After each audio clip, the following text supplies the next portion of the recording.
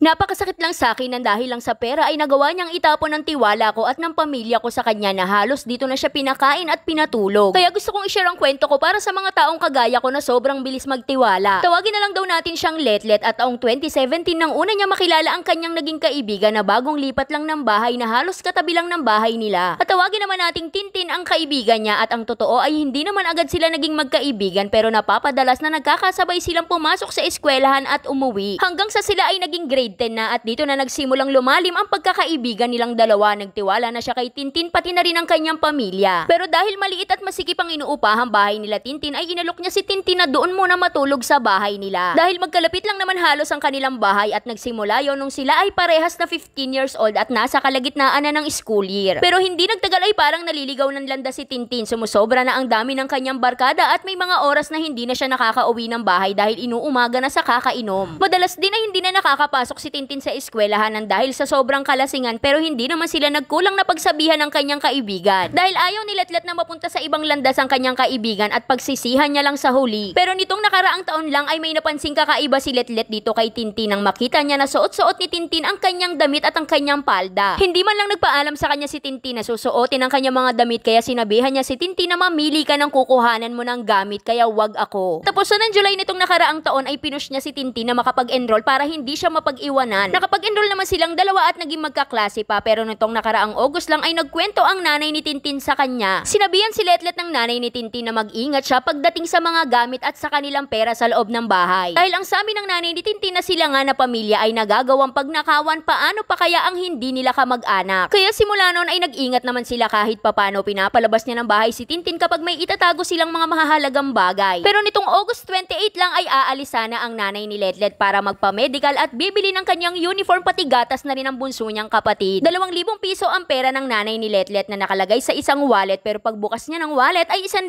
piso na lang ang laman. Halos maiyak-iyak ang nanay ni Letlet dahil sa sobrang sama ng loob dahil hirap na hirap din silang kumita ng pera. Kaya sinubukan muna nilang hanapin sa loob ng kanilang bahay dahil baka na misplaced lang. Pero biglang nagsalita ang asawa ng ate ni Letlet at sinabi na baka yung kaibigan mo ang kumuha dahil nakita ko ang story niya na nakikipag-inuman siya sa mga kaibigan niya. Kaya naisipan ng nanay ni Letlet na kausapin mismo ang nanay ni Tintin para itanong kung meron siyang hawak na pera. At para hindi lang tayo malito, ang mga magulang ni Tintin ay magkahiwalay at ang nangangalaga kay Tintin ay ang kanyang nanay at ang kanyang stepfather. Kaya nang malaman yun ng nanay ni Tintin ay tinawagan niya agad ang tatay ni Tintin para tanungin kung binigyan niya ba o pinadalan ba niya ito ng pera. Pero ang sabi ng tatay ni Tintin ay hindi pa sila nagpapadala ng pera kaya kinausap siya ng mga magulang niya na umamin na. Hindi pa rin umamin sa kanila si Tintin pero dahil kinausap siyang mabuti ng kanyang mga magulang at wala na siyang maipalusot ay umamin na siya ang kumuha. Napakasakit lang po sa akin Ate Charis nang dahil lang sa pera ay nagawa niyang itapon ng tiwala ko at ng pamilya ko na halos dito na siya pinakain at pinatira. Sa tuwing pinapalaya siya ng nanay niya ay halos hinihila ko siya pataas para lang malandas siya ng tama. Sobrang disappointed po ako sa ginawa niya. Sobrang masakit ang ginawa niya kahit alam niyang walang-wala kami ay nagawa niya pa rin yun. Sa may mga kaibigan dyan, hindi masamang minsan ay huwag tayong magtiwala ng buong buo para sa huli ay hindi tayo masaktan. Alam kong maliit na bagay lang ang nakuha niya sa akin pero ang pinupunto ko dito ay yung pinagsamahan namin. Kaya sana po ay mapili ang aking kwento at maging aral para sa iba. Hanggang dito na lang Ate Charis. At para sa akin, hindi lang siguro ikaw yung nasaktan, kundi nasaktan ka rin para sa pamilya mo dahil alam mong tinuring siyang pamilya ng pamilya mo. Kasi diba napakasarap sa pakiramdam na tanggap ng pamilya mo yung pinili mong maging kaibigan tapos kinupkup pa at pinatira sa bahay nyo. Pero kahit gaano pa yung kagustuhan natin na mapabuti sila, kung ayaw naman nila, wala pa rin tayong magagawa. At least ginawa mo yung part mo bilang kaibigan niya. At alam ko darating ang araw na marirealize din ni Tintin na nagkamali siya at sana wag niya nang ulitin. Dahil kung mahirap kumita ng pera, mas mahirap humanap ng tunay na kaibigan na mamahalin ka. Kaya siguro ang magiging aral ng ating kwento ay wag tayo agad-agad magtitiwala sa mga taong pinapatuloy natin sa ating bahay. At ang aral naman na para kay Tintin, kapag nakatagpo ka ng mga tao na ituturing kang pamilya, pahalagahan mo at wag mong lolokohin. Dahil maliit man o malaking halaga, kapag kinuha mo ng walang paalam, pag nanakaw pa rin yan. Kaya para sa mga gustong sumulat, dito lang po yan sa ating Facebook page na Saycarp. Huwag kalimutan mag-follow para updated ka everyday. Kaya yun lang. Like, share para alam mo na namin bukas. Bye-bye!